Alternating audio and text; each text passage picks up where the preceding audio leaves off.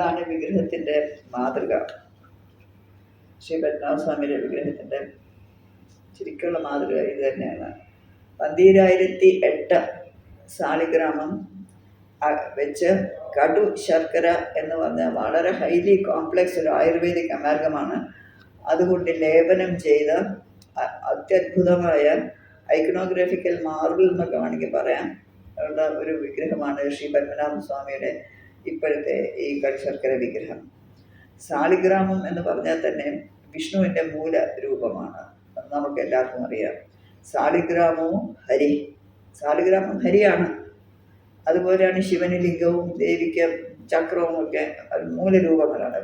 സാളിഗ്രാമം വിഷ്ണുവിൻ്റെ രൂപം തന്നെയാണ്, ഫണ്ടമെൻ്റൽ ഫോം. 12 സാളിഗ്രാമം ഒരു സങ്കേതത്തിൽ വെച്ച് 12 സാളിഗ്രാമം ഒരു സങ്കേതത്തിൽ വെച്ച് വൈഷ്ണവ ആചാരവിധി പ്രകാരം ആരാധിക്കുകയാണെങ്കിൽ കാലക്രമേണ ഈ 12 ഒരുമിച്ച് അതിൽ ഒരു മഹാക്ഷേത്രത്തിൻ്റെ ശക്തി അതിൽ അന്തർലീനമാവും. ഇവിടെ 12,008. അപ്പോൾ 1000 മഹാക്ഷേത്രത്തിൻ്റെ 8നെ മാറ്റി വയ്ക്കുകയാണെങ്കിൽ തന്നെ 1000 മഹാക്ഷേത്രത്തിൻ്റെ ശക്തി ഈ ഒരൊറ്റ മൂലബിംബത്തിൻ്റെ അകത്തുണ്ട്. അത് വളരെ സങ്കീർണമായിട്ടുള്ള വൈഷ്ണവ ആചാര വിധി പ്രകാരം തന്നെയാണ് ഇവിടുത്തെ ആരാധന. വളരെ വളരെ ഹൈലി കോംപ്ലിക്കേറ്റഡ്. ലോകത്തിൽ 10 പദ്ധതി ക്ഷേത്രങ്ങളേ ഉള്ളൂ. ലോകത്തിൽ പദ്ധതി ക്ഷേത്രങ്ങളെല്ലാം വിഷ്ണു ക്ഷേത്രങ്ങൾ തന്നെയാണ്.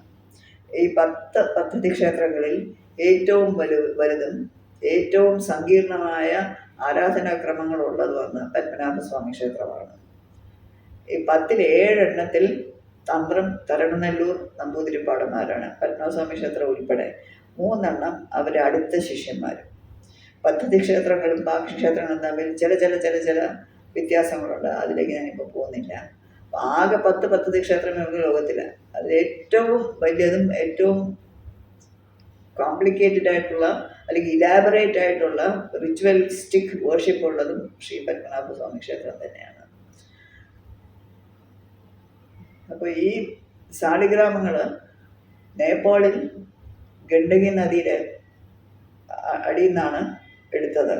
നേപ്പാളിലെ മഹാറാണ ഈ 24,000 സാളിഗ്രാമം ആനപ്പുറത്ത് നേപ്പാളിൽ നിന്നും ചേരരാജാവിന് സമർപ്പണമായിട്ട് അയച്ചു എന്നാണ് വായ്മൊഴി. അപ്പം അങ്ങനെ എത്തി. അതിൽ 12,008 പൊന്നുപെരുമാളിൻ്റെ മൂലവിഗ്രഹത്തിലും 24 24 എൻ്റെ ഓർമ്മ.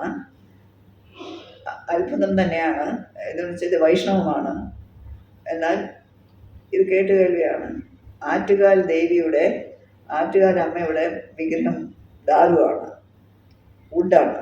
ഈ ദാരു വിഗ്രഹത്തിനകത്ത് ഈ 24 സാളിഗ്രാമം ഉണ്ട് എന്നാണ് പറയപ്പെടുന്നത്. ബാക്കി ചെമ്പ് സമ്പുടങ്ങളിലാക്കി ഏതോ ജലാശയത്തിൽ കുഴിച്ചു വെച്ചിരിക്കുന്നു എന്നുമാണ് ഉള്ള.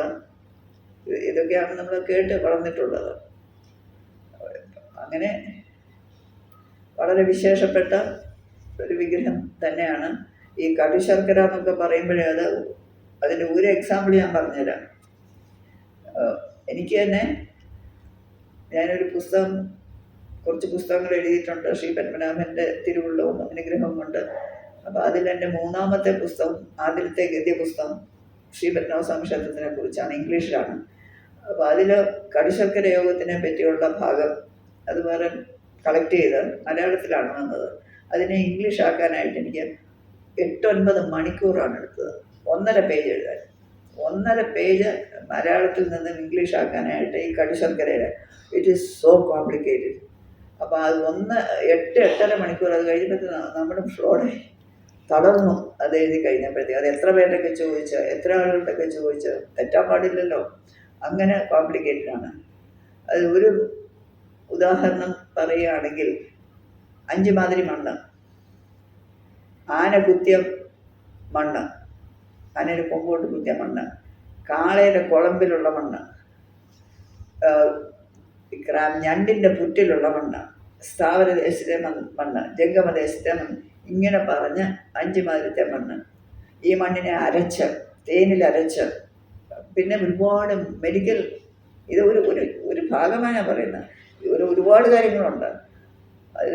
ഗുൽഗുരു, തിപ്പലി, ഇങ്ങനെ പറഞ്ഞ അനവധി ചാഞ്ചല്യം, ഗോമേതകം, അനവധി കാര്യങ്ങൾ അതിൻ്റെ അകത്ത് വരും.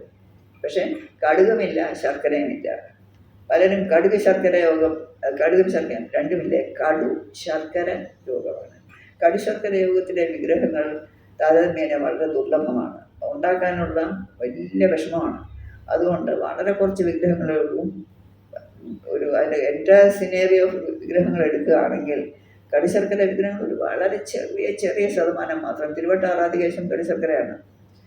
പിന്നെ മാടായിക്കാവിലെ സപ്തമാതൃക്കൾ കടുശർക്കരയാണ്. ഇങ്ങനെ പറഞ്ഞ് കടുശർക്കര വിഗ്രഹങ്ങൾ വലിയ വിഗ്രഹമാണ്. കടുശർക്കര വിഗ്രഹങ്ങൾ വളരെ കുറവാണ്. വളരെ കുറവെന്ന് വെച്ചാൽ വളരെ കുറവ്. അത്ര വിഷമമാണ് അത് ഉണ്ടാക്കാൻ. ഏതായാലും ഇവിടെ കടുശർക്കരയാണ് ഭഗവാന്റെ. ഇപ്പോൾ നേരത്തെ ദാരുബിംബമായിരുന്നു അത്. അപ്പോൾ സാളിഗ്രാമമല്ല.